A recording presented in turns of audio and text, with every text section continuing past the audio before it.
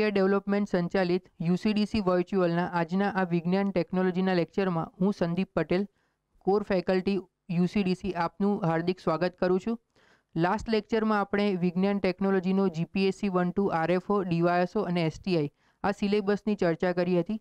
આજના લેક્ચરમાં આપણે જીપીએસસી 1-2 2019ના પેપરમાં જે એમસીક્યુ પૂછાયા હતા વિજ્ઞાન ટેકનોલોજીના એની આપણે ચર્ચા કરીશું. તો ચાલો શરૂ કરીએ 2019માં પૂછાયેલા પ્રશ્નો જીપીએસસી 1-2 પ્રિલિમ્સમાં.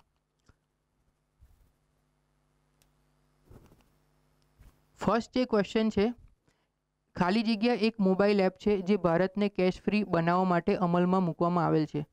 પ્રશ્ન જોતાની સાથે જ તમને ખ્યાલ આવી ગયો હશે કે આનો જવાબ શું હશે. તે છતાં પણ આપણે ઓપ્શન્સ જોઈ લઈએ. ફર્સ્ટ ઓપ્શન છે Bharat international for money, Bharat incentives for money, Bharat interface for money. ઉપરના પૈકી એક પણ નહીં. જવાબ છે ભારત ઇન્ટરફેસ ફોર મની, જેને ભીમ તરીકે પણ ઓળખવામાં આવે છે. જવાબ તો આપણને આવડી ગયો કે ભીમ છે, પણ ભીમ વિશેની બેઝિક માહિતી પણ આપણને હોવી જરૂરી છે. સૌપ્રથમ ભીમનું ફૂલ ફોર્મ છે ભારત ઇન્ટરફેસ ફોર મની, જેની શરૂઆત 2016ના વર્ષમાં કરવામાં આવી હતી, જેનું સંચાલન એનપીસીઆઈ દ્વારા થાય છે. એનપીસીઆઈનું ફૂલ ફોર્મ છે national payment corporation of India.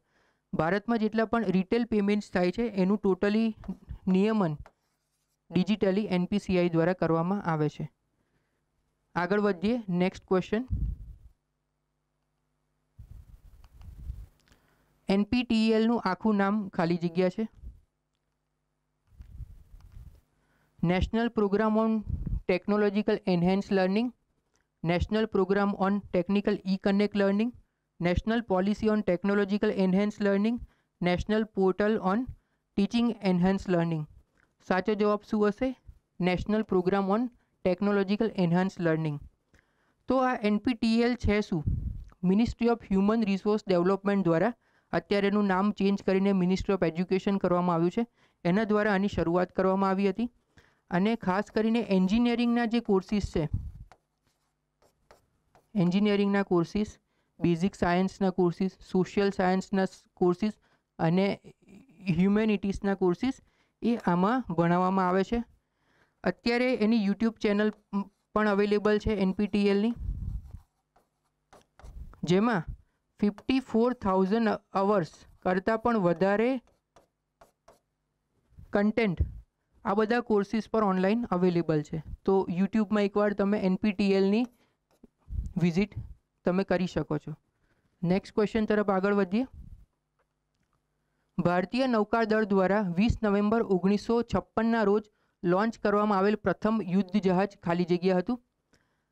INS Khukri, શક્તિ, અજય કે વિનાશ. પ્રશ્ન ફેક્ચ્યુઅલ છે, જેની ચોક્કસ માહિતી તમને હોવી જોઈએ. આનો જવાબ છે આઈએનએસ ખુકરી.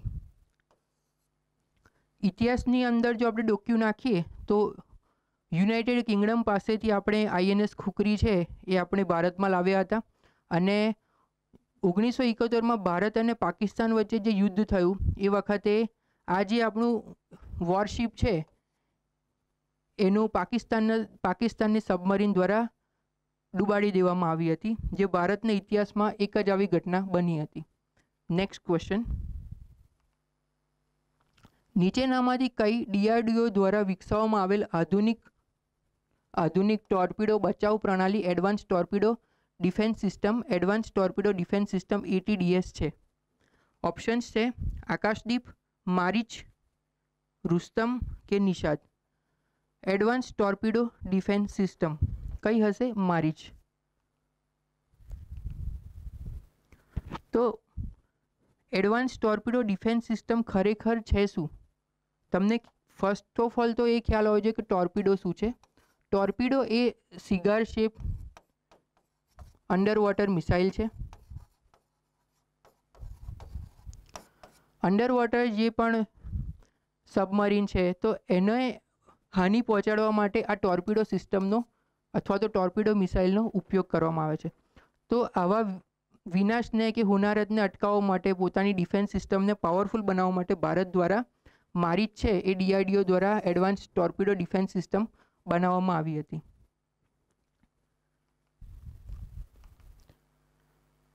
પાંચમો ક્વેશ્ચન છે કે ચંદ્રયાન 1નું લિફ્ટ ઓફ માસ ચંદ્રયાન 2ના લિફ્ટ ઓફ માસ કરતાં ખાલી જગ્યા હતું. તો જોઈ લઈએ ઓપ્શન વધારે, ઓછું, સમાન કે ચંદ્રયાન 1માં કોઈ લિફ્ટ ઓફ માસ નહોતું. ડી ઓપ્શન હોય જ નહીં કે ચંદ્રયાન 1માં કોઈ લિફ્ટ ઓફ માસ નહોતું. કોઈ પણ સેટેલાઇટ લોન્ચ થાય એનું લિફ્ટ ઓફ માસ કોઈને કોઈ રીતે હોય જ. જવાબ આપણે એ નક્કી કરવાનો છે કે વધારે હતું, ઓછું હતું કે સમાન હતું. તમને ફેક્ચ્યુઅલ માહિતી આમાં હોવી જરૂરી છે. ચંદ્રયાન 1નું જે લિફ્ટ ઓફ માસ હતું એ 1380 kg હતું, જ્યારે ચંદ્રયાન 2નું જે લિફ્ટ ઓફ માસ હતું એ 3850 kg હતું. એટલે તમને ખ્યાલ આવશે કે ચંદ્રયાન 1નું લિફ્ટ ઓફ માસ છે એ ચંદ્રયાન 2ની સરખામણીમાં ઓછું હતું, અને ચંદ્રયાન 2નું જે લિફ્ટ ઓફ માસ છે એ ચંદ્રયાન 1ની સરખામણીમાં વધુ હતું. એટલે જવાબ આવશે બી, ઓછું હતું. નેક્સ્ટ ક્વેશ્ચન તરફ આગળ વધીએ. છઠ્ઠો પ્રશ્ન છે કે તાજેતરમાં સમાચારમાં રહેલ મંકી ફીવર અથવા તો ક્યાસનુર નામનો રોગ નીચેનામાંથી શાના કારણે થાય છે? ફેક્ચ્યુઅલ માહિતી છે, તમને આનો ખ્યાલ હોવો જોઈએ તો તમે MCQને વ્યવસ્થિત રીતે સોલ્વ તમે કરી શકો. બેક્ટેરિયા દ્વારા, વાયરસ દ્વારા, ફૂગ દ્વારા કે ઉપરનામાંથી એક પણ નહીં. તો તમને ખ્યાલ હશે કે ક્યાસનુર નામનો જે ડિઝીઝ છે એ ટીક, એ તમને બચકું ભરે અથવા તો તમને હાથમાં કે પગમાં તમને કરડે તો એના દ્વારા તમને ક્યાસનુર ફોરેસ્ટ ડિઝીઝ તમને થાય છે ટીક દ્વારા. એની ઇમેજ તમે ગૂગલ પર જોશો એટલે તમને ખ્યાલ આવી જશે કે ખરેખર ટીક શું છે. તો એના દ્વારા થાય છે, એટલે આમાં જવાબ આવશે ઉપરનામાંથી એક પણ નહીં. નેક્સ્ટ ક્વેશ્ચન તરફ આગળ વધીએ. DRDO દ્વારા લ્યુકોસ્કિન નામની દવા વિકસાવેલ છે જેનો ઉપયોગ ખાલી જગ્યાના ઇલાજમાં કરવામાં આવે છે. ઓપ્શન જોઈ લઈએ. લ્યુકોરિયા, ફેફસાનું કેન્સર, કોડ કે લ્યુકેમિયા. અહીંયા પૂછ્યું છે કે લ્યુકોસ્કિન, એટલે તમને ખ્યાલ હશે કે અહીંયા લ્યુકોરિયા, લ્યુકોડર્મા કે લ્યુકેમિયા, આ ત્રણમાંથી એક આન્સર હશે. તમે આ જોઈને કહી શકો કે આનો લંગ કેન્સર છે, આનો જવાબ આવશે નહીં. તો આ ત્રણમાંથી પણ કયો જવાબ હશે એ જોવા માટે તમારી પાસે થોડું ફેક્ચ્યુઅલ નોલેજ હોવું જોઈએ. લ્યુકોસ્કિન છે એ DRDO દ્વારા બનાવવામાં આવી છે કોડના ઇલાજ માટે, લ્યુકોડર્મા માટે, અને આ જે છે એ હર્બલ ડ્રગ છે.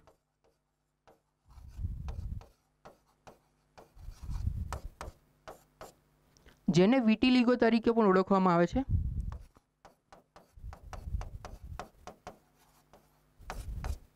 આ જે લ્યુકોડર્મા છે કોડ, એને વિટિલિગો તરીકે પણ ઓળખવામાં આવે છે, અને વિટિલિગોની અવેરનેસ માટે વર્લ્ડ વિટિલિગો ડે એ 25મી જૂનના રોજ ઉજવવામાં આવે છે, 25th જૂન. આટલી વસ્તુ છે જે તમારી લ્યુકોસ્કિનમાં યાદ રાખવાની છે. Next question. ક્વેશ્ચન છે કે ફોટોસ્ટેટ મશીનનું ડ્રમ ખાલી જગ્યા પદાર્થમાંથી બનાવવામાં આવે છે. GPSCમાં વિજ્ઞાન ટેકનોલોજીમાં પ્રશ્નમાં એવું જરૂરી નથી કે એ પ્રશ્ન સિલેબસમાંથી જ હશે. સિલેબસમાંથી પ્રશ્ન હશે પણ એનો જે કન્સેપ્ટ છે એ ડાયનેમિક અને એપ્લાઇડ પણ હોઈ શકે છે. એનું ઉત્તમ ઉદાહરણ છે આ પ્રશ્ન કે ફોટોસ્ટેટ મશીનનું ડ્રમ ખાલી જગ્યા પદાર્થમાંથી બનાવવામાં આવે છે. ફોટોસ્ટેટ મશીન એટલે આપણે જે ઝેરોક્સ મશીનની વાત કરીએ છીએ એ. તો ફોટોસ્ટેટ મશીનનું ડ્રમ ખાલી જગ્યા પદાર્થમાંથી બનાવવામાં આવે છે. ઓપ્શન જોઈએ. એલ્યુમિનિયમ, સેલેનિયમ, બેરિયમ કે સીઝિયમ. જે ફોટોસ્ટેટ મશીનનું ડ્રમ છે એ સેલેનિયમમાંથી બનાવવામાં આવે છે. કેમ સેલેનિયમમાંથી? કારણ કે એ ફોટોવોલ્ટિક જે એક્ટિવિટી છે એ એમાં જોવા મળે છે, ફોટોવોલ્ટિક અને ફોટો ઇલેક્ટ્રિક. એટલે સોલર સેલની બનાવટ છે, પછી લાઇટ રિલેટેડ જે મટીરિયલ્સ અને જે પદાર્થો બને છે એમાં સેલેનિયમનો ઉપયોગ થાય છે. તમે જે ફોટોસ્ટેટ ડ્રમની વાત કરી એને રોલર ડ્રમ પણ કહે છે. ઝેરોક્સ મશીનમાં ડ્રમ પણ યુઝ થાય અને જે ઇંક જે ડાય છે એના માટે યુઝ થાય છે ટોનર. આ ટોનર રોલર ડ્રમ જ્યારે ફરે ત્યારે ટોનર છે એ પણ મતલબ એની સાથે જોડાય છે અને એનામાં ઉપયોગ થાય છે સેલેનિયમનો, કે સેલેનિયમની આ પ્રોપર્ટીના કારણે એ એની ફોટો ઇમેજ બનાવે છે જે ફાઇનલી જે પ્લેન પેપર છે એની ઉપર આવી જાય છે. તો ફોટોસ્ટેટ મશીનના ડ્રમ વિશે જ્યારે પણ તમને પ્રશ્ન પૂછવામાં આવે ત્યારે આ મિકેનિઝમ અને સેલેનિયમ છે એ તમને યાદ હોવું જોઈએ. સેલેનિયમ છે એ મેટાલિક ધાતુ નથી પણ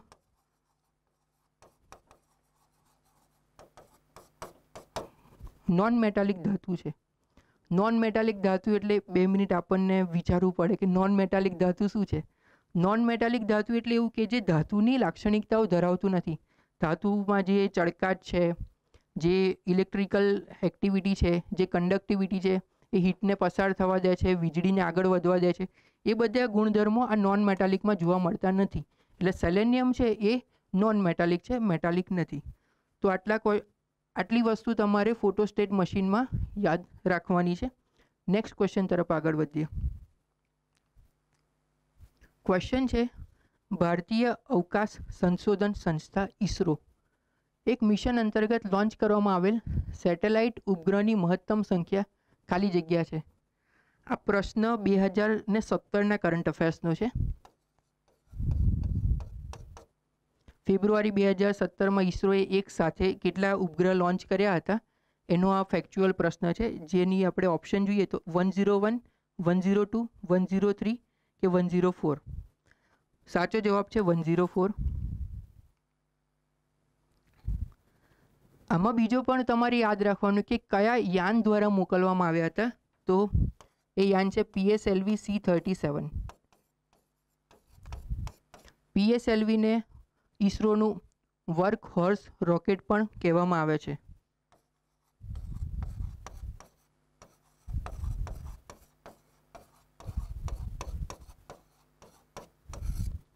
અત્યારે કરંટ અફેર્સમાં છે કે PSLV C-50 દ્વારા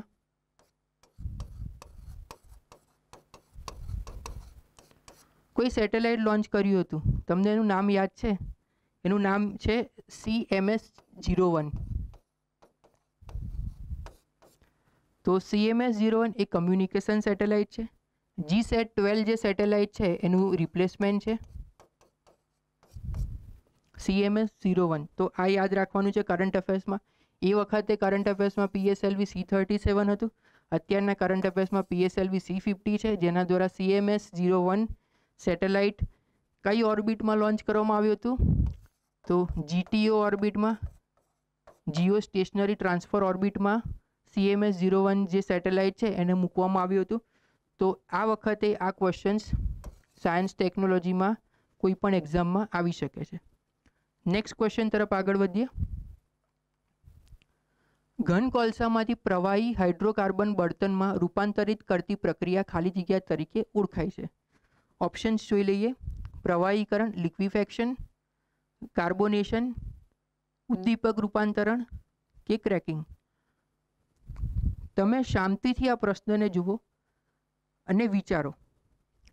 ઘન કોલસામાંથી પ્રવાહી હાઇડ્રોકાર્બન બળતણમાં રૂપાંતરિત કરતી પ્રક્રિયા ખાલી જગ્યા તરીકે ઓળખાય છે. તમે આને ડેફિનેશનના સ્વરૂપમાં જુઓ તો એને કહેવાય છે કોલ લિક્વિફેક્શન.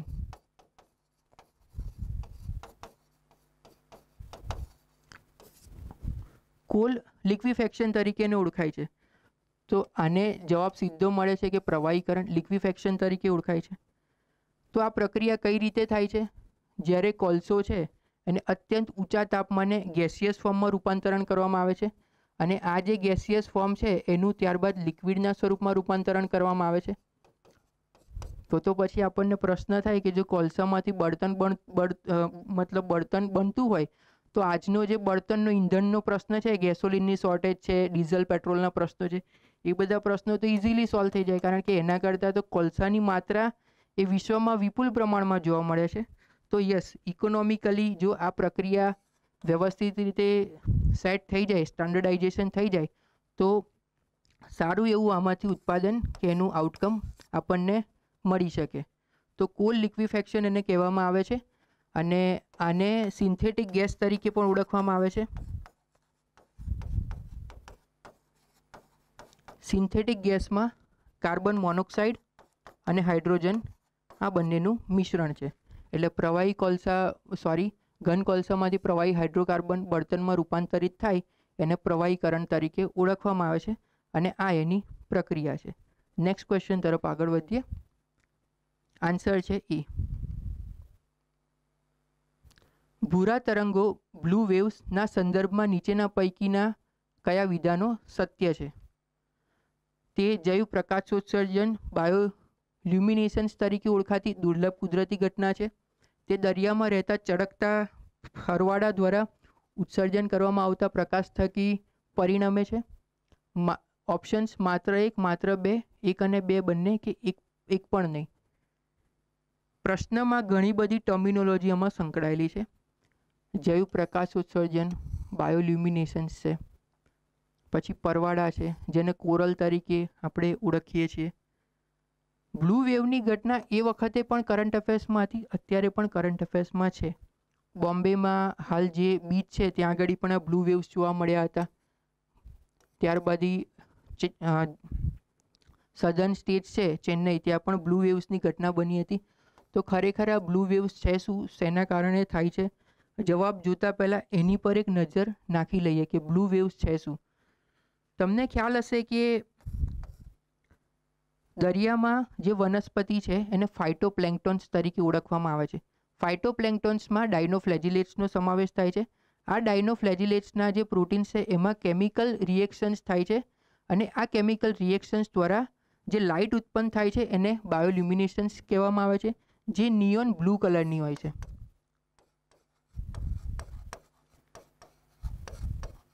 નિયોન બ્લુ કલરની હોય છે. અને જ્યારે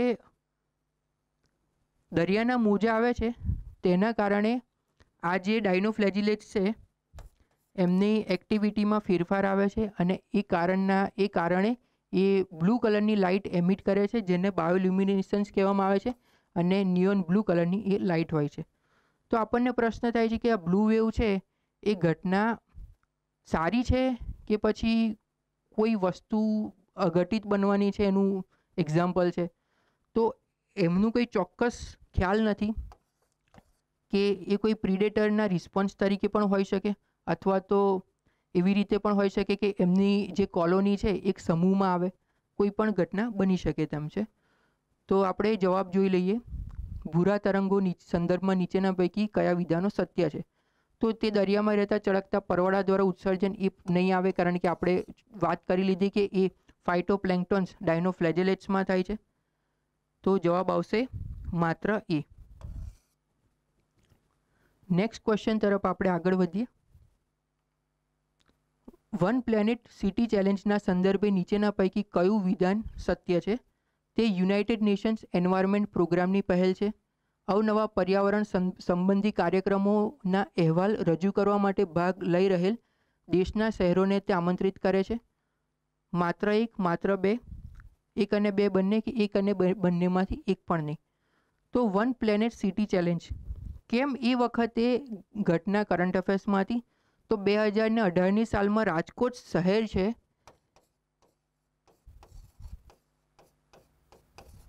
તે વન પ્લેનેટ સિટી ચેલેન્જમાં પ્રથમ નંબરે આવ્યું હતું, એટલા માટે આ પ્રશ્ન કરંટ અફેર્સમાં એ વખતે આવ્યો હતો. તો એ યુનાઇટેડ નેશન્સ એન્વાયરમેન્ટ પ્રોગ્રામની પહેલ છે? ના, એ પહેલ છે WWFની, વર્લ્ડ વાઇડ ફંડ. આની પહેલ છે, એટલે ફર્સ્ટ સ્ટેટમેન્ટ છે એ ખોટું છે, એટલે જવાબ આવશે માત્ર બી. અવનવા પર્યાવરણ સંબંધી કાર્યક્રમો. તો કેમ રાજકોટ શહેર પ્રથમ આવ્યું? કારણ કે આમાં જે ક્લાઇમેટ રેઝિલિયન્ટ ટેકનોલોજી છે, એનર્જી છે, ટ્રાન્સપોર્ટેશન છે, મોબિલિટી છે, આ બધાને એવી રીતે વિકાસ કરવામાં આવે જે સસ્ટેનેબલ હોય ને જેના કારણે ક્લાઇમેટ ફૂટપ્રિન્ટ છે એમાં ઘટાડો થાય. એટલા માટે અવનવા પર્યાવરણ સંબંધી કાર્યક્રમોના અહેવાલ રજૂ કરવા માટે ભાગ લઈ રહેલ દેશના શહેરોને તે આમંત્રિત કરે છે, એટલે સાચો જવાબ આવશે બી. નેક્સ્ટ ક્વેશ્ચન તરફ આગળ વધીએ. અને 2020ની જે આમાં થીમ હતી એ હતું ક્લાઇમેટ રિલેટેડ, એની થીમ હતી. Next question. જનીન પરીક્ષણ સંદર્ભે નીચેનામાંથી કયા વિધાનો સત્ય છે? ઓપ્શન્સ જોઈએ. ઓપ્શન એ, જનીન પરીક્ષણ વ્યક્તિના પૂર્વજ નિર્ધારિત કરવા ઉપયોગમાં લઈ શકાય છે. ઓકે. જનીન પરીક્ષણ આનુવંશિક સંબંધી ખામીઓ દૂર કરવા માટે ઉપયોગી થઈ શકે છે. ઓકે. એક એ તથા બી બંનેમાંથી કોઈ પણ નહીં. જનીન પરીક્ષણ, જેને આપણે જીનેટિક ટેસ્ટિંગ કે જીન ટેસ્ટિંગ તરીકે પણ ઓળખીએ છીએ.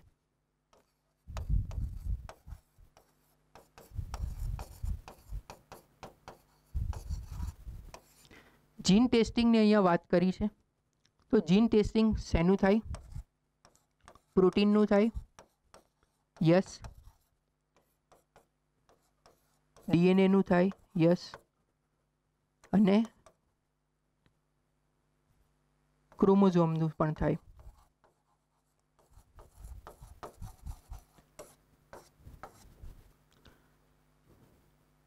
તો ઓપ્શન જોઈએ તો જનીન પરીક્ષણ વ્યક્તિના પૂર્વજ નિર્ધારિત કરવા ઉપયોગમાં લઈ શકાય છે. યસ, થઈ શકે છે. જેના દ્વારા તમે જેનેટિક લિનિએજ, હેરિડેટરી લિનિએજ, આનુવંશિકતાનો ખ્યાલ આપણે મેળવી શકીએ છીએ. જનીન પરીક્ષણ આનુવંશિક સંબંધી ખામીઓ દૂર કરવા ઉપયોગમાં થઈ શકે છે, જેને આપણે જીનેટિક ડિફેક્ટ કહીએ છીએ.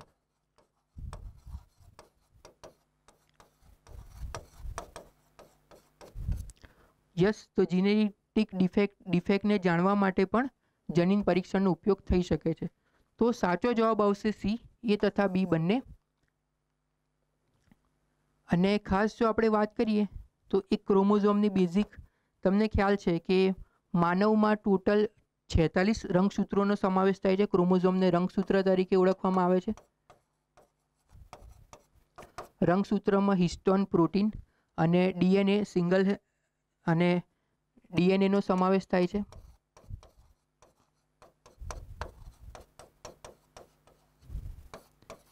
આપણે ઇન્ડિવિજ્યુઅલ જે યુનિકનેસ છે એ ડીએનએને આભારી છે. તો રંગસૂત્રની વાત કરીએ તો 46 રંગસૂત્રો છે એ માણસમાં જોવા મળે છે. 23 રંગસૂત્રો માદા તરફથી, 23 રંગસૂત્રો નર તરફથી આવે છે. એટલે ટોટલ 46 રંગસૂત્રોનો સમાવેશ થાય છે. આ બેઝિક જે અમુક માહિતી છે એ બેઝિક સાયન્સની તમારી પાસે હોવી જોઈએ. સો સાચો જવાબ છે સી, કે બંને માહિતી આપણને મળી શકે છે. નેક્સ્ટ ક્વેશ્ચન તરફ આગળ વધીએ. નીચેનામાંથી કયા વિધાનો સાચા છે? રિએક્ટર કોરમાં જ્યારે યુરેનિયમ 235 તીવ્ર ગતિ ધરાવતા ન્યુટ્રોન સાથે ટકરાય છે ત્યારે તેનું હળવા તત્વોમાં વિભાજન થાય છે. આ ઘટનાને ન્યુક્લિયર સંલયનની પ્રક્રિયા કહેવાય કે ન્યુક્લિયર વિખંડનની ઘટના કહેવાય? આને કહેવાય ન્યુક્લિયર વિખંડન. અને ન્યુક્લિયર સંલયનમાં શું થાય? બે પરમાણુ ભેગા થઈને એક અણુનું નિર્માણ કરે. ચેન રિએક્ટરની પ્રક્રિયા પેટ્રોલ કે ડીઝલ જેવા મોડરેટરની ઉપસ્થિતિ પર નિર્ભર હોય છે. શાંતિથી 1 મિનિટ લઈને વિચાર કરો કે મોડરેટરમાં પેટ્રોલ કે ડીઝલ વપરાય, ન્યુક્લિયર રિએક્ટરમાં બ્લાસ્ટ થઈ શકે. ઓકે, તો મોડરેટરમાં આ જે છે એ વિધાન ખોટું છે. સિરામિક યુરેનિયમ ઓક્સાઇડ રૂપી બળતણની હજારો નાનકડી ટીકડીઓથી રિએક્ટરની કોર બને છે. Let's see. ઓપ્શન છે માત્ર 1 અને 3, માત્ર 2 અને 3, 1, 2 અને 3, 1 અને 2. 2 નંબરનો ઓપ્શન આવશે નહીં. એટલે આ ઓપ્શન નહીં આવે, આ ઓપ્શન પણ નહીં આવે, આ ઓપ્શન પણ નહીં આવે. સાચો જવાબ આવશે એ, માત્ર 1 અને 3. તો તમને ખ્યાલ હશે કે યુરેનિયમ 235, પહેલાં તો યુરેનિયમ 235 વિશે આપણે માહિતી લઈ લઈએ કે યુરેનિયમ 235 છે શું? રેડિયો એક્ટિવ એલિમેન્ટ છે યુરેનિયમ 235. ન્યુક્લિયર રિએક્ટરમાં ન્યુક્લિયર ફ્યુલ તરીકે ઉપયોગમાં લેવાય છે. તો આપણે ઘણીવાર સાંભળ્યું છે કે એનરિચ યુરેનિયમ શું છે? એનરિચ યુરેનિયમ 235 આપણે સાંભળ્યું છે. યુરેનિયમ 238 આપણે જાણ્યું છે. તો એનરિચ યુરેનિયમ શું છે? જનરલી યુરેનિયમના 3 સમસ્થાનિકો છે. Uranium 235, uranium 238, uranium 234. આ 3 સમસ્થાનિકોમાંથી યુરેનિયમ 235 છે એ ઉચ્ચ પ્રકારનું ન્યુક્લિયર ફ્યુલ તરીકે એનો ઉપયોગ થઈ શકે છે. એટલે આ બધા સમસ્થાનિકો ઘટાડી અને યુરેનિયમ 235નું પ્રમાણ વધારવામાં આવે એને યુરેનિયમનું એનરિચમેન્ટ કહેવામાં આવે છે. બે પ્રકારના રિએક્ટર છે, એક છે લો પ્રેશરાઇઝ રિએક્ટર, બીજું છે પ્રેશરાઇઝ હેવી વોટર રિએક્ટર.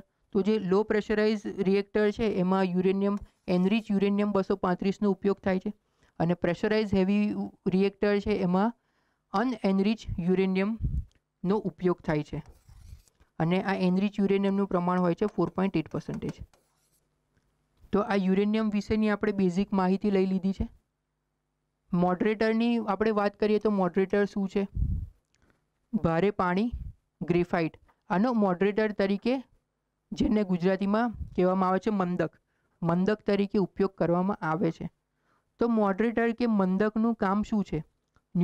જ્યારે ન્યુક્લિયર વિખંડનની પ્રક્રિયા થાય ત્યારે ન્યુટ્રોન એ તીવ્ર ગતિથી છૂટા પડે છે.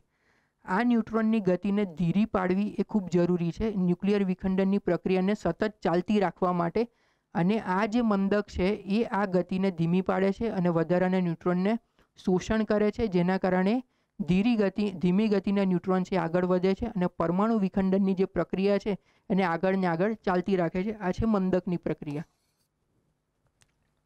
તો ત્રીજો પોઈન્ટ જોઈ લઈએ. સિરામિક યુરેનિયમ ઓક્સાઇડ રૂપી બળતણની હજારો નાનકડી ટીકડીઓથી રિએક્ટરની કોર બને છે. સાચું વિધાન છે, જેને ઝિર્કોનિયમનું જે એલોય છે એની ટ્યુબમાં આને ભરવામાં આવે છે ક્લેડ સાથે. તો નેક્સ્ટ ક્વેશ્ચન જોઈએ. Question number 15. આંતરરાષ્ટ્રીય અવકાશ મથક, જેને ઇન્ટરનેશનલ સ્પેસ સ્ટેશન તરીકે ઓળખવામાં આવે છે, એ સંદર્ભમાં કયું વિધાન સત્ય છે? આંતરરાષ્ટ્રીય અવકાશ મથક ચંદ્રની આસપાસ પરિક્રમા કરે છે? ના. ઇન્ટરનેશનલ સ્પેસ સ્ટેશન છે એ પૃથ્વીની આસપાસ પરિક્રમા કરે છે, એટલે ફર્સ્ટ સ્ટેટમેન્ટ ખોટું છે. અવકાશ મથકની ભ્રમણ કક્ષાનો માર્ગ પૃથ્વીથી આશરે 400 કિલોમીટર ઉપર છે. યસ. એને લો અર્થ ઓર્બિટમાં મૂકવામાં આવ્યું છે, એટલે આ સ્ટેટમેન્ટ સાચું છે. અવકાશ મથકનો પહેલો ઘટક વર્ષ 1988માં લોન્ચ કરવામાં આવેલ અને વર્ષ 2011માં અદ્યતન મોડ્યુલ ફિટ કરવામાં આવેલ. ફેક્ચ્યુઅલી કરેક્ટ ઇન્ફોર્મેશન છે. અવકાશ મથક પર વર્ષ 2014માં સૌપ્રથમ ક્રૂ પહોંચાયેલ? ના, આ સ્ટેટમેન્ટ ખોટું છે.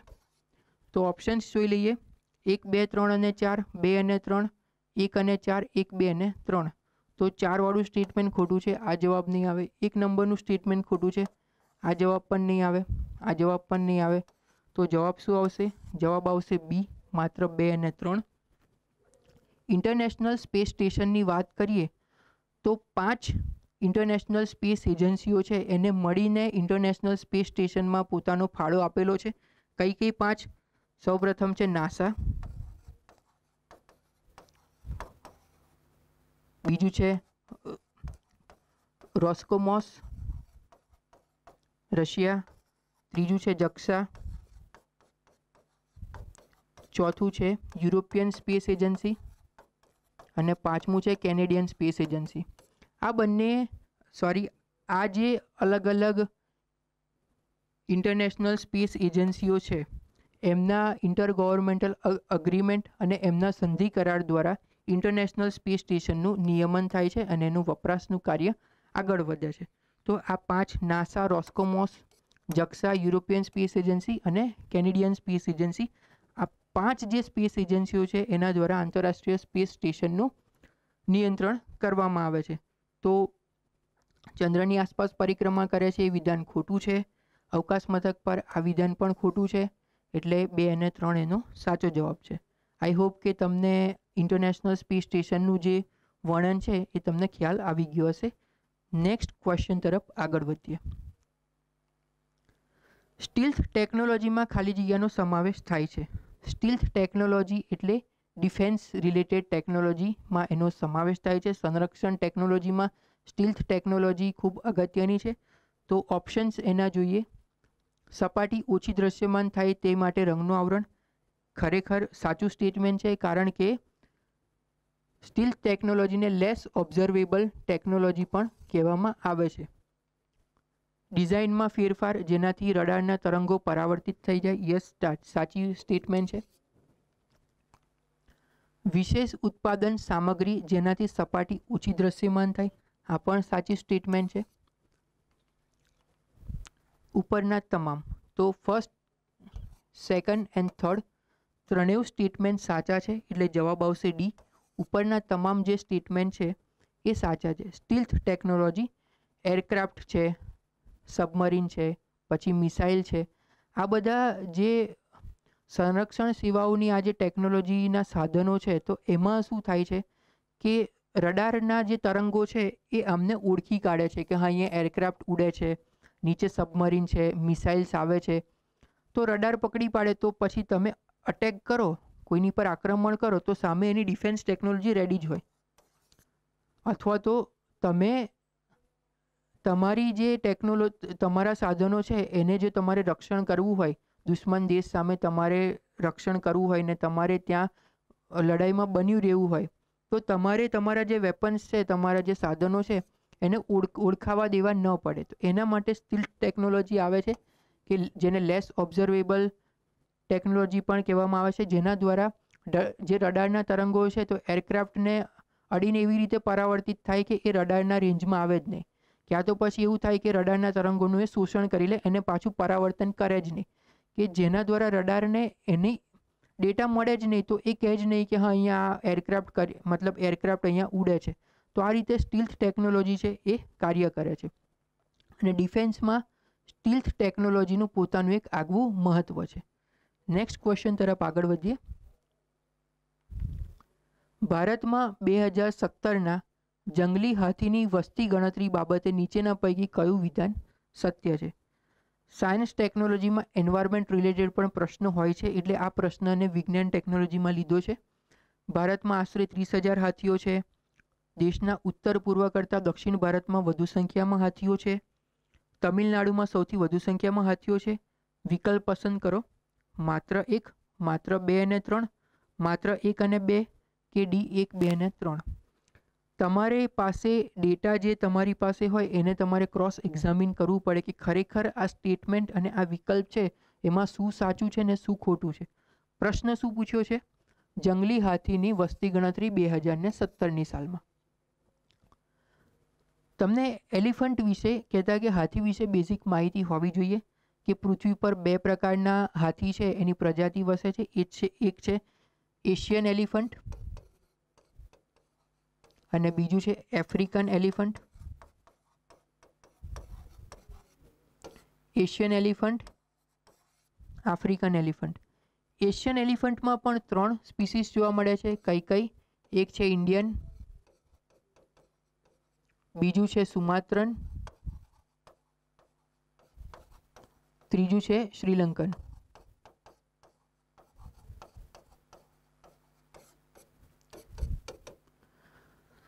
તો એશિયામાં 3 પ્રકારના હાથી જોવા મળે છે. એશિયન એલિફન્ટમાં 3 પ્રકારના હાથીનો સમાવેશ થાય છે: ઇન્ડિયન, સુમાત્રન અને શ્રીલંકન. અને આફ્રિકન એલિફન્ટ. વિશ્વમાં ટોટલ 20 થી 40 હજાર હાથી છે એ અત્યારે અસ્તિત્વમાં છે. તો પ્રશ્ન પહેલું સ્ટેટમેન્ટ છે ભારતમાં આશરે 30,000 હાથીઓ છે. હા, ભારતમાં 28,000 કરતાં પણ વધારે હાથી છે એ જોવા મળે છે, અને આ છે એશિયન એલિફન્ટ્સ. એટલે કે ભારતમાં 28,000 કરતાં પણ વધારે હાથી જોવા મળે છે, એટલે ભારતમાં આશરે 30,000 હાથીઓ છે એ સ્ટેટમેન્ટ સત્ય છે. સેકન્ડ સ્ટેટમેન્ટનું ક્રોસ એક્ઝામિન કરીએ. દેશના ઉત્તર પૂર્વ કરતાં દક્ષિણ ભાગમાં વધુ સંખ્યામાં હાથીઓ છે. તો તમારી પાસે ફેક્ચ્યુઅલ ડેટા હોવો જોઈએ. ફેક્ચ્યુઅલ ડેટાના આધારે આપણે જોઈએ તો દેશના ઉત્તર પૂર્વ કરતાં દક્ષિણ ભારતમાં વધુ સંખ્યામાં હાથીઓ છે, તો આ સ્ટેટમેન્ટ પણ સત્ય છે. તમિલનાડુમાં સૌથી વધુ સંખ્યામાં હાથીઓ છે, આ સ્ટેટમેન્ટ રોંગ છે. કઈ રીતે? તો સૌથી વધુ હાથીઓની સંખ્યા એ કર્ણાટકા રાજ્યમાં છે. ભારતમાં જોવા મળતા હાથીઓમાં 25% જે હાથીની સંખ્યા છે એ કર્ણાટક સ્ટેટમાં જોવા મળે છે. એટલે અહીંયા જો લખ્યું હોત કે કર્ણાટકમાં સૌથી વધુ સંખ્યામાં હાથીઓ છે તો આ સ્ટેટમેન્ટ સાચું આવત, પણ તમિલનાડુનો ઉલ્લેખ કર્યો છે એટલે આ સ્ટેટમેન્ટ ખોટું છે. એટલે સાચો જવાબ શું આવશે? માત્ર 1 અને 2. સી ઓપ્શન છે એ સાચો છે. અને તમને પ્રોજેક્ટ એલિફન્ટ વિશે પણ બેઝિક માહિતી હોવી જોઈએ. એશિયન એલિફન્ટ્સની વાત કરી, આફ્રિકન એલિફન્ટ્સની વાત કરી, એશિયન એલિફન્ટ્સની સંખ્યા કેટલી છે ભારતમાં એની પણ વાત કરી. એના કારણે આપણે આજે MCQ છે એની ક્રોસ એનાલિસિસ કર્યું. તો આ રીતે તમે જો તમારી તૈયારી કરશો તો પણ તમને સારામાં સારા માર્ક્સ મળી શકે ને સારામાં સારી રીતે તમે MCQ સોલ્વ કરી શકો કે અહીંયા સ્ટેટમેન્ટ સાચું છે કે ખોટું છે એ ચેક કરો.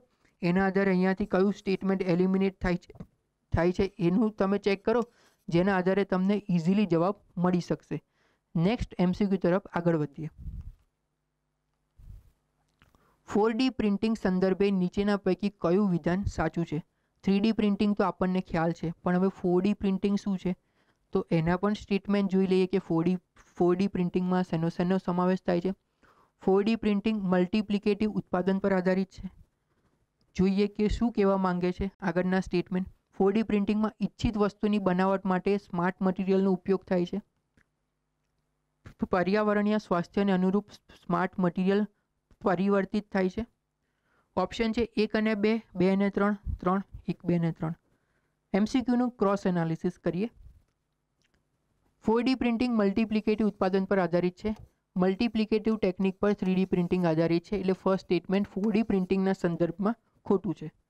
4D પ્રિન્ટિંગમાં ઇચ્છિત વસ્તુની બનાવટ માટે સ્માર્ટ મટીરિયલનો ઉપયોગ થાય છે. સ્ટેટમેન્ટ સાચું છે. પર્યાવરણીય સ્વાસ્થ્યને અનુરૂપ સ્માર્ટ મટીરિયલ છે એનો આમાં ઉપયોગ થાય છે, એટલે આ સ્ટેટમેન્ટ પણ સાચું છે. એટલે સાચો જવાબ આવશે 2 અને 3, એટલે બી ઓપ્શન છે એ સાચો છે. 3D પ્રિન્ટિંગમાં તમને ખ્યાલ છે કે એક લેયર ઉપર બીજું લેયર એમ કરીને 3D જે વસ્તુ છે 3D પ્રિન્ટિંગ કરવામાં આવે છે. પણ 4D પ્રિન્ટિંગમાં કેવું છે કે 4D પ્રિન્ટિંગમાં એક સ્વરૂપનું બીજા સ્વરૂપમાં એ રૂપાંતરણ થઈ શકે છે, એટલા માટે એને 4D પ્રિન્ટિંગ કહેવામાં આવે છે. તો 4D પ્રિન્ટિંગ માટે વધુ જો તમારે જાણકારી મેળવી હોય તો તમે ઇન્ટરનેટ ઉપર જઈ અને 4D પ્રિન્ટિંગ લખી અને વધુ માહિતી તમે મેળવી શકશો. નેક્સ્ટ ક્વેશ્ચન તરફ આગળ વધીએ. નીચેના પૈકી કયા વિધાનો સત્ય છે? તો લાઈફાઈ એ વાઈફાઈની અતિ આધુનિક આવૃત્તિ છે. લાઈફાઈ અને વાઈફાઈ કરંટ અફેર્સના હોટ ટોપિક છે.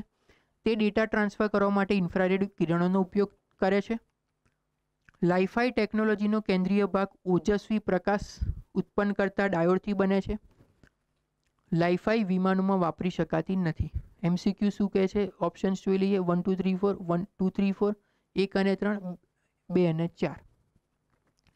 MCQનું આપણે ક્રોસ એનાલિસિસ કરીએ.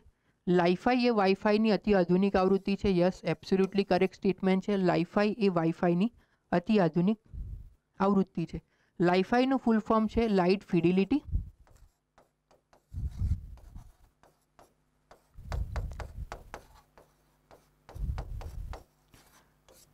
લાઈફાઈનું ફૂલ ફોર્મ છે લાઇટ ફિડિલિટી. તો વાઈફાઈ છે એ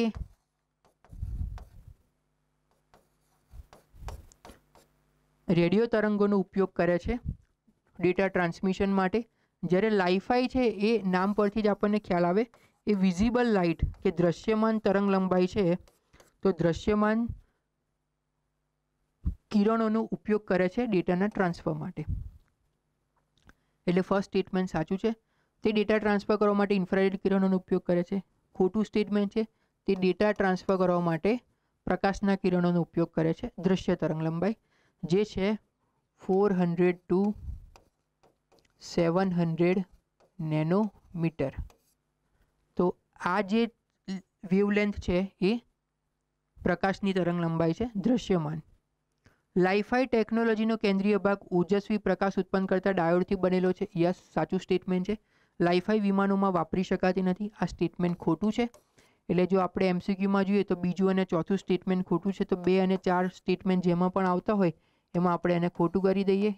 એ જવાબમાં આવશે નહીં. સાચો જવાબ આવશે સી, માત્ર 1 અને 3. તો લાઈફાઈ અને વાઈફાઈ વિશે તમારી પાસે આટલું બેઝિક નોલેજ હોવું જોઈએ કે જ્યારે પણ તમને લાઈફાઈ કે વાઈફાઈ નો બેઝિક MCQ પૂછાય એ પછી સ્ટેટિક હોય કે એપ્લાઇડ હોય, ડાયનેમિક હોય, તો આરામથી તમે એ MCQને સોલ્વ કરી શકો. Next question. વડોદરા, સાબરકાંઠા અને કુકમા કચ્છ એ અનુક્રમે ખાલી જગ્યા અને ખાલી જગ્યા માટેના સેન્ટર ઓફ એક્સેલન્સ છે. સૌપ્રથમ તો આ સેન્ટર ઓફ એક્સેલન્સ છે શું? Ministry of agriculture, department of horticulture અંતર્ગત આ જે સેન્ટર ઓફ એક્સેલન્સ છે એને બનાવવામાં આવેલા છે, જેનો મુખ્ય હેતુ રિસર્ચ એન્ડ ડેવલપમેન્ટ છે, ફિલ્ડ ટ્રાયલ્સ કન્ડક્ટ કરવાનો છે, જેથી રિસર્ચ અને ડેવલપમેન્ટની જે માહિતી છે એ ગ્રાઉન્ડ લેવલના ખેડૂતો સુધી પહોંચી શકે અને એમના જીવન ધોરણમાં સુધારો આવી શકે અને ખેડૂતોની દિવસે દિવસે પ્રગતિ થાય. આ હેતુસર સેન્ટર ઓફ એક્સેલન્સ એનું નિર્માણ કરવામાં આવેલું છે. ઓપ્શન શું કહે છે? શાકભાજી અને ખારેક, ફળોની ખેતી અને કેળા. જોડણીની ભૂલ છે, અહીંયા છે ફળોની ખેતી અને કેળા. દાડમ અને કેરી ઉપર પૈકી કોઈ પણ નહીં. એકદમ ફેક્ચ્યુઅલ ક્વેશ્ચન છે જે કરંટ અફેર્સમાં તમે વાંચ્યું હોય એ વખતે તો તમને આવડશે. વડોદરા, સાબરકાંઠા. તો અત્યારે પ્રાંતિજમાં સાબરકાંઠામાં જે પ્રાંતિજ આવેલું છે તો ત્યાં આગળ વડોદરામાં શાકભાજી એ ઓપ્શન સાચો છે. અને કુકમાં કચ્છ મુન્દ્રા ત્યાં આગળ ખારેક જેને ડેટ પામ તરીકે ઓળખવામાં આવે છે. તો આનું સેન્ટર ઓફ એક્સેલન્સ આવેલું છે. તો સ્પેસિફિકલી સેન્ટર ઓફ એક્સેલન્સમાં અહીંયા શાકભાજી વેજીટેબલ્સ ઉપર કામ થાય છે અને અહીંયા ડેટ પામ ઉપર કામ થાય છે. ઇઝરાયેલી ખારેક અને દેશી ખારેક, કચ્છમાં મુખ્યત્વે આ બે ખારેક જોવા મળે છે, ઇઝરાયેલી ખારેક અને દેશી ખારેક. આટલી બેઝિક માહિતી આપણે આ ક્વેશ્ચન્સમાં ડિસ્કસ કરવાની હતી. નેક્સ્ટ ક્વેશ્ચન તરફ આગળ વધીએ. ભૂગર્ભ પરમાણુ પરીક્ષણ પ્રોજેક્ટ જેને સબટેરેનિયન ન્યુક્લિયર એક્સપ્લોઝન પ્રોજેક્ટ SNEP ની મંજૂરી કયા પ્રધાનમંત્રી આપી હતી? એકદમ ફેક્ચ્યુઅલ ક્વેશ્ચન છે. જવાહરલાલ નહેરુ, લાલ બહાદુર શાસ્ત્રી, ઇન્દિરા ગાંધી, અટલ બિહારી વાજપેયી. એ લાલ બહાદુર શાસ્ત્રીજીના સમયગાળામાં આની પરમિશન એમને આપી હતી. જવાબ છે બી, ભૂગર્ભ પરમાણુ પરીક્ષણ પ્રોજેક્ટ જેને સબટેરેનિયન ન્યુક્લિયર એક્સપ્લોઝન પ્રોજેક્ટ SNEP તરીકે ઓળખવામાં આવે છે. એકદમ સ્ટેટિક ક્વેશ્ચન છે એટલે ઘણીવાર આ રીતે એકદમ સ્ટેટિક ક્વેશ્ચન પણ પૂછી લેતા હોય છે. એટલે એવું કરવાની જરૂર નથી કે ખાલી આપણે કરંટ અફેર્સ જ કરીએ અને સ્ટેટિકની તૈયારી ના કરીએ. ના, તમારે સ્ટેટિક અને ડાયનેમિક આ બંને વસ્તુની તમારે વિજ્ઞાન ટેકનોલોજીમાં તૈયારી કરવાની છે, જે MCQ પરથી આપણને ખ્યાલ આવે છે. નેક્સ્ટ ક્વેશ્ચન તરફ આગળ વધીએ. ન્યુક્લિયર આંતરમાળખાકીય સુવિધાના વિકાસ માટે ભારત, રશિયા અને ખાલી જગ્યા સાથે ત્રિપક્ષીય આંતરરાષ્ટ્રીય સમજૂતી પર સહી સિક્કા કરેલ છે. એકદમ ડાયનેમિક ક્વેશ્ચન છે, કરંટ અફેર્સમાં છે જ, એટલે તમને આ ક્વેશ્ચનનો જવાબ આવડવો જોઈએ. શ્રીલંકા, માલદીવ્સ, બાંગ્લાદેશ કે મ્યાનમાર. ન્યુક્લિયર આંતરમાળખાકીય સુવિધાના વિકાસ માટે ભારત, રશિયા. તો શું આવશે? શ્રીલંકા, માલદીવ્સ, બાંગ્લાદેશ કે મ્યાનમાર. જો તમને કરંટ અફેર્સમાં ખ્યાલ હોય કે બાંગ્લાદેશમાં રશિયાના સહયોગથી રૂપપુર ખાતે ન્યુક્લિયર રિએક્ટરનું નિર્માણ કરવામાં આવનાર છે, જેમાં ભારત પણ સહયોગી છે. ભારત, રશિયા અને બાંગ્લાદેશ. એટલે સાચો જવાબ શું આવશે? જવાબ આવશે બાંગ્લાદેશ. એટલે જો તમને આ ફેક્ચ્યુઅલ માહિતી કરંટ અફેર્સમાંથી ખ્યાલ હોય તો આ MCQ તમે ઇઝીલી તમે સોલ્વ કરી શકો. નેક્સ્ટ ક્વેશ્ચન છે. મોબાઈલ નેટવર્ક દ્વારા વપરાતી વોલ્ટે ટેકનોલોજી માટે નીચેના વિધાનો પૈકી કયું વિધાન સાચું છે? વોલ્ટે અને LTE 2012થી અને 2020 સુધી LTE અને વોલ્ટે છે એ કરંટ અફેર્સમાં વધારે રહી હતી, જેનો આપણે ઉપયોગ પણ રોજબરોજ કરીએ છીએ. તો MCQ દ્વારા જ આપણે સમજી લઈએ કે LTE જેને લોંગ ટર્મ ઇવોલ્યુશન તરીકે ઓળખવામાં આવે છે અને વોલ્ટે જેને voice over long term evolution તરીકે ઓળખવામાં આવે છે. તો LTE અને વોલ્ટે છે શું? ઓપ્શન્સ જોઈએ. વોઇસ કોલ અગાઉના 2G કે 3G નેટવર્ક મારફતે કરવામાં આવે, પરંતુ ડેટા પ્રેષણ 4G નેટવર્ક મારફતે કરવામાં આવે છે. ઓકે. તે મિનિટમાં વપરાશને બદલે ડેટાના વપરાશ પ્રમાણે વોઇસ કોલને ગણે છે. માત્ર એક, માત્ર બે, માત્ર એક અને બે બંને, એક બે બંનેમાંથી એક પણ નહીં. તો આનો જવાબ આવશે બી. તે મિનિટમાં વપરાશને બદલે ડેટાના વપરાશ પ્રમાણે વોઇસ કોલને ગણે છે. આ ક્વેશ્ચન્સના બેઝિક આપણે LTE અને વોલ્ટે વિશે હવે માહિતી મેળવીએ કે LTE શું છે અને વોલ્ટે શું છે.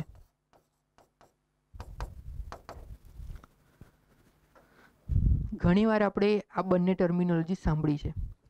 બેઝિક જે ડિફરન્સ છે તો LTE 2012માં એરટેલ દ્વારા લોન્ચ કરવામાં આવ્યું હતું ભારતમાં, અને વોલ્ટે 2016ની સાલમાં રિલાયન્સ જીઓ દ્વારા ભારતમાં લાવવામાં આવ્યું હતું. તો શું ખાલી આ જ ડિફરન્સ છે કે અલગ અલગ કંપનીઓ લાવી હતી? ના. લોંગ ટર્મ ઇવોલ્યુશન છે કે એમાં શું થતું હતું, તમે કોઈની સાથે વોઇસ કોલ કરતા હતા, મોબાઈલમાં ફોન પર વાત કરતા હતા, ત્યારે તમારી ઇન્ટરનેટ કનેક્ટિવિટી છે ને એ બંધ થઈ જતી હતી. LTEમાં ઇન્ટરનેટ કનેક્ટિવિટી તમારી બંધ થઈ જતી હતી. જ્યારે વોલ્ટેમાં શું થયું કે તમે કોઈની સાથે વાત કરો છો તો તમારી data connectivity as it is રહે છે. એટલે તમે ઇન્ટરનેટનો વપરાશ પણ કરી શકો છો, આપણે વોટ્સએપ પર સાયમલ્ટેનિયસલી ચેટિંગ કરી શકીએ છીએ અને એક સાથે ફ્રેન્ડ સાથે વાત પણ કરી શકીએ છીએ. એટલે આ જે બેઝિક ડિફરન્સ છે કે પેલામાં ડેટા કનેક્ટિવિટી કપાઈ જતી હતી, જ્યારે આમાં data connectivity as it is રહે છે. 3G નેટવર્કનો ઉપયોગ કરીને LTE દ્વારા તમે કોઈને કોલ કરો તો એમાં 7 સેકન્ડ જેટલો સમય લાગતો હતો. જ્યારે વોલ્ટેનો ઉપયોગ કરીને સામેવાળાને પણ જો વોલ્ટે ટેકનોલોજી હોય ને તમારે પણ વોલ્ટે ટેકનોલોજી હોય તો એક જ સેકન્ડમાં તમે કોલ કરી શકો છો, જો અત્યારે કોરોનાની કોલર ટ્યુન ના વાગે તો. તો આટલું તમારે વોલ્ટે અને LTEમાં સમજવાનું હતું. નેક્સ્ટ ક્વેશ્ચન તરફ આગળ વધીએ. બ્લેક સ્મોકર્સ એટલે શું? સમુદ્રમાં હાઇડ્રોથર્મલ માર્ગો, થર્મલ પાવર પ્લાન્ટની ચીમનીમાંથી બહાર નીકળતા પ્રદૂષિત તત્વો, ફેફસાના કેન્સરના દર્દીઓ, ધૂમ્રપાન વિરોધી ચળવળ ચલાવતા સ્વયંસેવકો. જો ખરેખર આપણને આ વાંચ્યું ન હોય તો આપણને 4 ઓપ્શન છે ને એ સાચા જ લાગે, કે માથું ખંજવાળીએ કે આમાંથી ઓપ્શન કયો સાચો આવશે. પણ જો તમે ખરેખર વાંચ્યું હોય તો તમને ખ્યાલ આવે કે બ્લેક સ્મોકર્સ છે એ સમુદ્રમાંના હાઇડ્રોથર્મલ માર્ગો સાથે સંકળાયેલા છે, જેને ઇંગ્લિશમાં હાઇડ્રોથર્મલ વેન્ટ્સ તરીકે પણ ઓળખવામાં આવે છે. ભૂગોળમાં આપણે ભણ્યા છીએ કે જે જગ્યાએ સમુદ્રની નીચે એક છે સ્પ્રેડિંગ રિજીસ,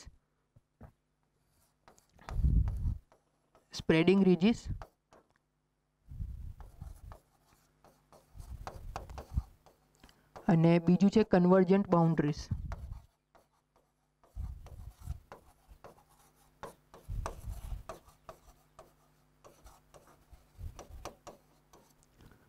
આ બે જગ્યાઓ જ્યાં આગળ જોવા મળે છે, સ્પ્રેડિંગ રિજીસ અને કન્વર્જન્ટ બાઉન્ડ્રીઝ, ત્યાં આગળ આ હાઇડ્રોથર્મલ વેન્ટ્સ છે એ જોવા મળે છે, કે જ્યાં આગળ બે કન્વર્જન્ટ પ્લેટો ભેગી થાય છે અને જ્યાં આગળ સ્પ્રેડિંગ રિજીસ જોવા મળે છે તે હાઇડ્રોથર્મલ વેન્ટ્સ જોવા મળે છે. હાઇડ્રોથર્મલ વેન્ટ્સમાંથી જે પણ દ્રવ્ય બહાર આવે છે, જે પણ મટીરિયલ બહાર આવે છે, એ સમુદ્રના બહારનું જે પાણી છે એ ઠંડુ હોય છે, એના કોન્ટેક્ટમાં આવીને ઠંડુ પડે છે અને સોલિડમાં ફેરફાર થાય છે, રૂપાંતરણ થાય છે. આ જે રૂપાંતરણ થાય છે એ વખતે જે ચીમની જેવો આકાર બને છે એને બ્લેક સ્મોકર્સ તરીકે ઓળખવામાં આવે છે. અને એક છે બીજું છે જેને કહેવામાં આવે છે વ્હાઇટ સ્મોકર્સ. જ્યારે બેરિલિયમ સિલિકોન એ જ્યારે રિલીઝ થાય છે મટીરિયલ તરીકે ત્યારે વ્હાઇટ સ્મોકર્સ જોવા મળે છે, અને આયરન સલ્ફાઇડ જ્યારે રિલીઝ થાય છે ભૂગર્ભમાંથી એ વખતે આયરન સલ્ફાઇડ ત્યારે બ્લેક સ્મોકર્સ જોવા મળે છે. તો બ્લેક સ્મોકર્સ, વ્હાઇટ સ્મોકર્સ અને હાઇડ્રોથર્મલ વેન્ટ્સ, આટલી માહિતી આ MCQ પરથી તમને જાણવા મળે છે. Next question. બહિર્ગોળ અને અંતર્ગોળ લેન્સના સંદર્ભમાં નીચેના પૈકી કયું વિધાન સત્ય છે? આપણે નાનપણમાં બહિર્ગોળ અને અંતર્ગોળ લેન્સનો ઉપયોગ ઘણીવાર કર્યો છે, ઘણા પ્રયોગો કર્યા છે. હવે એ જ પ્રયોગોના નોલેજના આધારે આપણે MCQને સોલ્વ કરીએ. બહિર્ગોળ લેન્સ વાંચવાના ચશ્મા બનાવવા માટે વપરાય છે. અંતર્ગોળ લેન્સ દૂરની ઝાંખપની ઉણપ હોય તેવા વ્યક્તિઓ માટેના ચશ્મા બનાવવા માટે વપરાય છે. બહિર્ગોળ લેન્સ દૂરની ઝાંખપની ઉણપ હોય તેવા વ્યક્તિઓ માટેના ચશ્મા બનાવવા માટે વપરાય છે. અંતર્ગોળ લેન્સ બૃહદદર્શક કાચ મેગ્નિફાઇંગ ગ્લાસ તરીકે વપરાય છે. ઓપ્શન્સ છે 1, 2 અને 3, 1, 2, 2 અને 3, 1, 2 અને 4. જેને ચશ્મા છે ને એના MCQ આવડી જશે, પણ જેને ચશ્મા નથી એના માટે આપણે કન્સેપ્ચ્યુઅલ ક્લેરિટીમાં જવું પડશે. તો જોઈ લઈએ કે શું કહેવા માંગે છે. સૌપ્રથમ બહિર્ગોળ લેન્સ કોને કહેવાય? અને બહિર્ગોળ લેન્સ કહેવામાં આવે છે. બહિર્ગોળ લેન્સ કે જેની પર પ્રકાશના કિરણો અહીંયા આવે છે તો એ એક જગ્યાએ ભેગા થાય છે. આ બહિર્ગોળ લેન્સની થિયરી છે. અંતર્ગોળ લેન્સ કે જ્યારે પ્રકાશના કિરણો અહીંયા આવે છે તો એ એ ભેગા તો થાય છે પણ દૂરના અંતરે, અથવા તો ભેગા થતા જ નથી. જો થાય છે તો પાર્શિયલી દૂરના અંતરે ભેગા થાય છે. જ્યારે બહિર્ગોળ લેન્સમાં એ જે પ્રકાશના કિરણો છે એ લેન્સમાંથી પસાર થઈ અને તરત જ બહુ નજીકના અંતરે ભેગા થાય છે. આની ફોકલ લેન્થ છે એ પોઝિટિવ છે. બહિર્ગોળ લેન્સની આની ફોકલ લેન્થ છે એ નેગેટિવ છે. બહિર્ગોળ લેન્સ દ્વારા જે ચિત્ર રચાય છે એ વાસ્તવિક છે અને આભાસી પણ છે. મતલબ એ આભાસી પણ હોઈ શકે ને વાસ્તવિક પણ હોઈ શકે. પરંતુ અંતર્ગોળ લેન્સ દ્વારા જે ચિત્ર રચાય છે એ હંમેશા આભાસી હોય છે. એટલે અંતર્ગોળ લેન્સ અને બહિર્ગોળ લેન્સમાં તમને આટલી વસ્તુઓનો ખ્યાલ હોવો જોઈએ. આપણે નાનપણમાં જે બિલોરી કાચ વાપરતા હતા કે સૂર્યપ્રકાશની હાજરીમાં આપણે બિલોરી કાચ એક જે બ્લેન્ક કાગળ છે એની પર રાખીએ અને સૂર્યપ્રકાશના કિરણો ત્યાં ભેગા થાય અને પેલું કાગળ એ સળગવા માંડે, એ બિલોરી કાચ છે એ બહિર્ગોળ લેન્સનું ઉદાહરણ છે. તો એમસીક્યુને આપણે સમજીએ. બહિર્ગોળ લેન્સ વાંચવાના ચશ્મા બનાવવા માટે વપરાય છે. હા, કારણ કે વાંચવાના ચશ્મા આપણને જનરલી નજીકના હોય છે, કોઈ દૂર તો રાખીને વાંચે નહીં, નજીકના ચશ્મા હોય છે, એટલે એમસીક્યુ સાચો છે. અંતર્ગોળ લેન્સ દૂરની ઝાંખપની ઉણપ હોય તેવા વ્યક્તિઓ માટેના ચશ્મા બનાવવા માટે વપરાય છે. યસ, આપણે અહીંયા જ વાત કરી કે ફિનોમિના બંનેની શું કહે છે. બહિર્ગોળ લેન્સ દૂરની ઝાંખપની ઉણપ હોય તેવા વ્યક્તિઓ માટેના ચશ્મા બનાવવા માટે વપરાય છે. આ સ્ટેટમેન્ટ ખોટું છે. જો અહીંયા કહ્યું હોત કે બહિર્ગોળ લેન્સ નજીકની ઝાંખપની ઉણપ હોય તેવા વ્યક્તિઓ માટેના ચશ્મા બનાવવા માટે વપરાય છે તો એમસીક્યુ સાચો હોત, આ સ્ટેટમેન્ટ સાચું હોત. પણ દૂરના છે એટલે આ ખોટું છે. અંતર્ગોળ લેન્સ દૂરની ઝાંખપ માટે સ્ટેટમેન્ટ સાચું છે. નેક્સ્ટ છે અંતર્ગોળ લેન્સ બૃહદદર્શક મેગ્નિફાઇંગ ગ્લાસ તરીકે વપરાય છે. એ સ્ટેટમેન્ટ પણ સાચું છે. એટલે સાચો જવાબ આવશે ડી 1, 2 અને 4. તો અંતર્ગોળ લેન્સ અને બહિર્ગોળ લેન્સ બાબતે આટલી વસ્તુની ચર્ચા આપણે કરવાની હતી કે જેથી તમે ભવિષ્યમાં આને લગતો કોઈ પણ એમસીક્યુ આવે તો તમને ખ્યાલ આવી શકે. અને આ છે એ આપણે ફિઝિક્સનું ક્વેશ્ચન છે. બેઝિક સાયન્સમાં જે ફિઝિક્સ આવે છે એમાં ફિનોમિના આવે છે. નેક્સ્ટ ક્વેશ્ચન છે પર્યાવરણીય પ્રદૂષણના સંદર્ભમાં ડર્ટી ડઝન શબ્દ પ્રયોગ શું સૂચિત કરે છે? ફેક્ચ્યુઅલ ક્વેશ્ચન છે. ઓઝોનના સ્તરમાં ઘટાડો કરતા 12 તત્વો, વાહન ઉત્સર્જનમાંથી નીકળતા 12 વાયુઓ, સ્ટોકહોમ સંમેલન અંતર્ગત નિર્દિષ્ટ સદૈવ ક્રિયાશીલ એવા 12 જૈવિક પ્રદૂષણકારો, વાયુ પ્રદૂષણ અધિનિયમ એર પોલ્યુશન એક્ટ 1981 અંતર્ગત નિર્દિષ્ટ 12 ઝેરી રસાયણો. ડર્ટી ડઝન એટલે જો તમે શબ્દ પરથી આન્સર જોવા માંગતા હો તો નહીં મળે, કારણ કે બધી જગ્યાએ 12 જોવા મળે જ છે. એટલે આનો જવાબ તમારી પાસે ક્યારે હશે? જ્યારે તમે એન્વાયરમેન્ટમાં જે બધા કન્વેન્શન છે, જે સંધિઓ છે, અગ્રીમેન્ટ છે, વ્યવસ્થિત તૈયાર કર્યું હશે તો. એટલે આપણને પ્રશ્ન થાય કે એન્વાયરમેન્ટમાંથી જે સંધિઓને આપણે તૈયાર કરીએ છીએ તો એમાંથી પ્રશ્ન આવે છે. હા, આ પ્રશ્નો આવે છે એ આનું ઉત્તમ ઉદાહરણ છે કે પર્યાવરણીય પ્રદૂષણના સંદર્ભમાં ડર્ટી ડઝન શબ્દ પ્રયોગ શું સૂચિત કરે છે? તો આ ડર્ટી ડઝન શબ્દ છે એ સ્ટોકહોમ સંમેલન અંતર્ગત નિર્દિષ્ટ સદૈવ ક્રિયાશીલ એવા 12 જૈવિક પ્રદૂષણકારો સાથે સંકળાયેલું છે. આન્સર સી સાચો જવાબ છે. સ્ટોકહોમ કન્વેન્શન, જેને પીઓપી એની સાથે સંકળાયેલું છે, જેને કહેવામાં આવે છે પરસિસ્ટન્ટ ઓર્ગેનિક પોલ્યુટન્સ. તો આ જે પરસિસ્ટન્ટ ઓર્ગેનિક પોલ્યુટન્સ છે, આ 12 ડર્ટી ડઝન જે પ્રદૂષણકારો છે, એની પ્રદૂષણકારકો છે એની સાથે સંકળાયેલી સંધિ છે. યુનાઇટેડ નેશન એન્વાયરમેન્ટ પ્રોગ્રામ દ્વારા 1985માં સ્ટોકહોમ કન્વેન્શન થયું હતું અને એના દ્વારા ડર્ટી ડઝનને ઓળખવામાં આવ્યા હતા. અને ત્યાર પછી નક્કી કરવામાં આવ્યું કે કેવી રીતે ગ્રેજ્યુઅલી ફેઝ મેનરમાં આ જે ડર્ટી ડઝન્સ છે એને આપણે ઘટાડો કરવામાં આવે. એક ઉદાહરણ લઈએ ડર્ટી ડઝન્સનું. 12 પ્રદૂષણકારો ડર્ટી ડઝન્સ યાદ રાખવા જરૂરી નથી, પરંતુ એક ઉદાહરણ લઈએ તો છે એ છે DDT. મેલેરિયાનો ઉપદ્રવ ઘટાડવા માટે જે પાવડર છાંટવામાં આવે છે એ છે DDT. તો આને ફેઝ મેનરમાં ઘટાડવાનો એક ઉલ્લેખ કરાયો હતો. પરસિસ્ટન્ટ ઓર્ગેનિક પોલ્યુટન્ટ્સ એટલે એવા પ્રદૂષણકારકો જે હવામાં લાંબા સમય સુધી ક્રિયાશીલ રહી શકે છે. લાંબા સમય સુધી રહી શકે ને, લાંબા સમય સુધી ક્રિયાશીલ રહી શકે છે, જેથી કરીને એ પ્રદૂષણના લેવલમાં વધારો જ કરે અને ઝેરી રસાયણો છે એને ફેલાવે. તો ડર્ટી ડઝન્સ માટે આટલું તમારે યાદ રાખવાનું છે.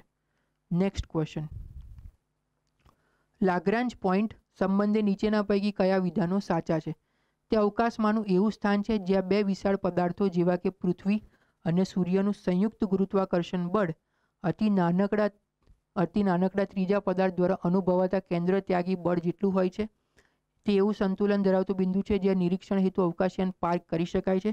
પૃથ્વી અને સૂર્યની વચ્ચે આવા 5 બિંદુઓ છે.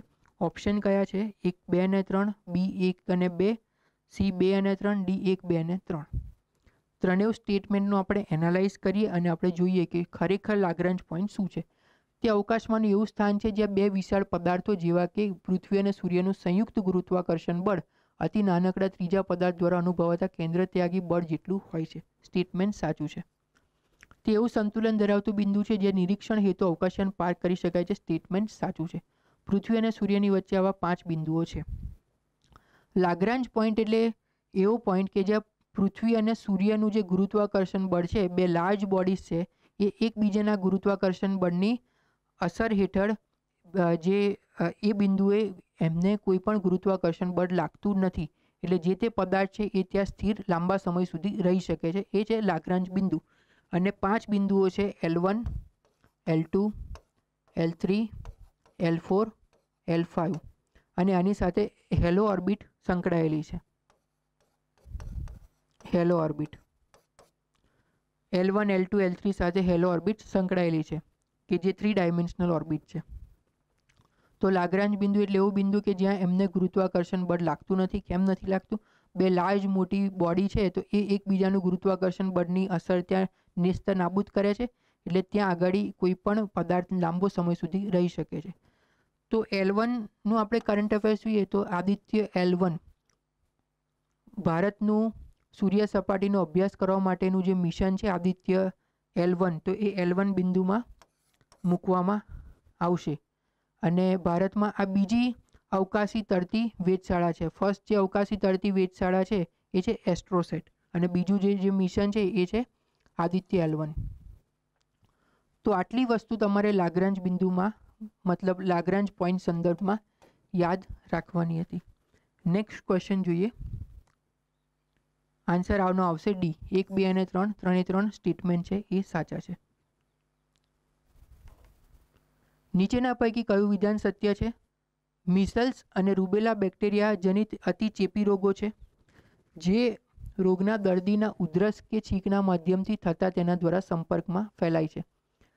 આ ક્રોસ ચેક આ કરવાનું છે કે ખરેખર બેક્ટેરિયાથી થાય છે, ફૂગથી થાય છે કે વાયરસથી થાય છે. એનાલાઇઝ કરીએ લાસ્ટમાં. કેન્દ્રીય આરોગ્ય અને પરિવાર કલ્યાણ મંત્રાલયે 9 માસથી 15 વર્ષથી ઓછી વયજૂથ માટે મિસલ્સ રૂબેલા રસીકરણ અભિયાન આરંભેલ છે. ઓકે. ઓપ્શન છે માત્ર 1, માત્ર 2, 1 અને 2 બંને, 1 અને 2 બંનેમાંથી એક પણ નહીં. બે સ્ટેટમેન્ટને મિસલ્સ અને રૂબેલા માટે આપણે એનાલાઇઝ કરવાના છે. એક માહિતી તમારી પાસે હોય તો MCQ સોલ્વ થઈ જાય. કઈ રીતે? તો મિસલ્સ અને રૂબેલા છે એ બેક્ટેરિયાથી નહીં પણ વાયરસથી થતા રોગો છે. એટલે ફર્સ્ટ સ્ટેટમેન્ટ ખોટું આવશે. તો અહીંયાથી આ પણ નહીં આવે, આ પણ નહીં આવે. એટલે સાચો જવાબ આવશે B, કે કેન્દ્રીય અને આરોગ્ય પરિવાર કલ્યાણ મંત્રાલય, જેને ministry of health and family welfare તરીકે ઓળખવામાં આવે છે, એમને 9 માસથી 15 વર્ષથી ઓછી વયજૂથ માટે મિસલ્સ રૂબેલા રસીકરણ અભિયાન આરંભેલ છે. કેમ આની જરૂર પડી? કારણ કે મિસલ્સ અને રૂબેલા માટે કોઈ ચોક્કસ ટ્રીટમેન્ટ હજુ સુધી અવેલેબલ નથી અને મિસલ્સ દ્વારા દર વર્ષે જે 5 વર્ષથી ઓછી વયના બાળકો છે તો 49,000 જેટલા બાળકો 5 વર્ષ થતાં મૃત્યુ પામે છે. એટલા માટે. બીજું છે રૂબેલાની વાત કરીએ તો એના દ્વારા શ્વાસની તકલીફો થાય છે અને જ્યારે બાળક જન્મે ત્યારે એને બર્થ ડિફેક્ટ થાય છે. તો આ પણ એનો ડ્રોબેક છે. એટલા માટે મિસલ્સ અને રૂબેલા માટે ગવર્મેન્ટે જે રીતે પોલિયો માટે કેમ્પેન કરી હતી એ જ રીતે 9 માસથી 15 વર્ષથી ઓછી વયજૂથ માટે મિસલ્સ અને રૂબેલા રસીકરણનો આરંભ કરેલ છે અને એને સંપૂર્ણ રીતે બાળ મૃત્યુ આ રીતે ન થાય અને બધાને ફ્રી ઓફ કોસ્ટ આ રસી આપવામાં આવશે. એટલે યાદ રાખવાનું છે કે મિસલ્સ અને રૂબેલા છે એ બેક્ટેરિયાથી નહીં પણ વાયરસથી થતા રોગો છે. નેક્સ્ટ ક્વેશ્ચન તરફ આગળ વધીએ. આન્સર આવશે બી. વિશ્વ જળ વિકાસ અહેવાલ વર્લ્ડ વોટર ડેવલપમેન્ટ રિપોર્ટના સંદર્ભમાં નીચેનામાંથી કયું વિધાન સત્ય છે? વર્લ્ડ ઇકોનોમિક ફોરમ દ્વારા તે પ્રતિવર્ષ પ્રસિદ્ધ કરવામાં આવે છે. ઓકે. છેલ્લો અહેવાલ 8મા વર્લ્ડ વોટર ફોરમ ખાતે બ્રાઝિલિયામાં પ્રસિદ્ધ કરવામાં આવ્યો હતો. ઓપ્શન છે માત્ર 1, માત્ર બી, 1 અને 2 બંને, 1 અને 2 બંનેમાંથી એક પણ નહીં. ઘણા બધા રિપોર્ટ્સ ને એના ક્વેશ્ચન્સ આવે છે, તો આ રિપોર્ટ્સ પણ આપણે કરંટ અફેર્સમાં તૈયાર કરવાના છે કે જેથી વિજ્ઞાન ટેકનોલોજીના એમસીક્યુ કરંટ અફેર્સમાં જે રિપોર્ટો આવે છે કે અમને રિપોર્ટ પબ્લિશ કર્યો, યુનાઇટેડ નેશન્સ દ્વારા પબ્લિશ કર્યો, આઈપીસીસી દ્વારા પ્રસિદ્ધ થયો છે, વર્લ્ડ ઇકોનોમિક ફોરમ દ્વારા પ્રસિદ્ધ કરવામાં આવ્યો છે, વર્લ્ડ બેંક દ્વારા પ્રસિદ્ધ કરવામાં આવ્યો છે, એ રિપોર્ટ્સ કોણ પ્રસિદ્ધ કરે છે એ પણ તમારે તૈયાર કરવાનું છે. તો અહીંયા વર્લ્ડ ઇકોનોમિક ફોરમ નહીં પણ વર્લ્ડ વોટર ડેવલપમેન્ટ રિપોર્ટ એ યુનાઇટેડ નેશન વોટર દ્વારા પ્રસિદ્ધ કરવામાં આવેલો છે અને એનું જે કોઓર્ડિનેશન છે એ વર્લ્ડ વોટર એસેસમેન્ટ દ્વારા કરવામાં આવે છે. વર્લ્ડ વોટર અસેસમેન્ટ દ્વારા એનું કોઓર્ડિનેશન કરવામાં આવે છે. કોની સાથે? તો યુનાઇટેડ નેશન વોટર. તો ફર્સ્ટ સ્ટેટમેન્ટ ખોટું આવશે. છેલ્લો અહેવાલ 8મા વર્લ્ડ વોટર ફોરમ ખાતે બ્રાઝિલિયામાં પ્રસિદ્ધ કરવામાં આવ્યું હતું. સ્ટેટમેન્ટ સાચું છે એટલે સાચો જવાબ આવશે બી. તો નેક્સ્ટ ક્વેશ્ચન તરફ આગળ વધીએ. છેલ્લો ક્વેશ્ચન છે જીપીએસસી 2019માં પૂછાયેલો. ઉજ્જવલા પ્લસનો ઉદ્દેશ કયો છે? બીપીએલ પરિવારોને 2020 સુધીમાં રસીકરણ હેઠળ આવરી લેવા, ગરીબ પરિવારોના લાભાર્થી લોકોને રાંધણ ગેસના કનેક્શન દાન કરવા માટે છૂટ આપવી, 100% ગ્રામ્ય વીજળીકરણ સિદ્ધ કરવું, સાર્વત્રિક રહેણાંક વીજળીકરણ સિદ્ધ કરવું. ઉજ્જવલા પ્લસ એ પ્રધાનમંત્રી ઉજ્જવલા યોજના અંતર્ગત આગામી પગલું છે. Ministry of petroleum and natural gas દ્વારા એક જ સોશિયલ સ્કીમ શરૂ કરવામાં આવી છે અને એ સોશિયલ સ્કીમ છે પ્રધાનમંત્રી ઉજ્જવલા યોજના. તો પ્રધાનમંત્રી ઉજ્જવલા યોજનામાં સોશિયલ ઇકોનોમિક કાસ્ટ સેન્સસ SECCના અંતર્ગત એના આધારે જેટલા બીપીએલ કોમ્યુનિટી છે બિલો પોવર્ટી લાઇન એમના જે વુમન કેન્ડિડેટ છે એમને free of cost LPG connection આપવું અને આનો અંદાજિત ખર્ચ થાય છે 1600 રૂપિયા. તો 1600 રૂપિયા છે એ સેન્ટર દ્વારા આમાં સહાય પૂરી પાડવામાં આવે છે. હવે ઉજ્જવલા પ્લસમાં શું છે કે ગરીબ પરિવારોના લાભાર્થી લોકોને રાંધણ ગેસના કનેક્શન દાન કરવા માટે છૂટ આપવી, જેથી જો તમે લાભાર્થી હોવ પણ તમે એને LPG કનેક્શન તમે જો પોતે વસાવી શકતા હોય તો તમારા ભાગનું તમે LPG કનેક્શન છે એ બીજાને તમે આપી શકો. તો તમારે આ 1600 રૂપિયા તમે ગવર્મેન્ટ દ્વારા જે NGO નક્કી કરવામાં આવી છે એમાં તમે ડિપોઝિટ કરી દો અથવા તો તમારું જે કનેક્શન છે એ તમે દાન કરી દો. આ ઉજ્જવલા પ્લસનો મુખ્ય ઉદ્દેશ્ય છે. તો આ જીપીએસસી 2019ની પ્રિલિમ્સમાં આટલા 30 પ્રશ્નો વિજ્ઞાન ટેકનોલોજીમાં પૂછાયા હતા જેની આપણે ચર્ચા કરી કે જેનાથી આપણને ખ્યાલ આવે કે કયા MCQ કઈ રીતે પૂછાય છે. એટલે સિલેબસનો તો આપણે ખ્યાલ મેળવ્યો હતો અને આગામી ચેપ્ટર્સમાં આપણે કરંટ અફેર્સ અને સ્ટેટિકમાં એ રીતે લઈશું કે જેથી તમે વ્યવસ્થિત રીતે પ્રિલિમ્સની તૈયારી કરી શકો. ખૂબ ખૂબ આભાર. Thank you.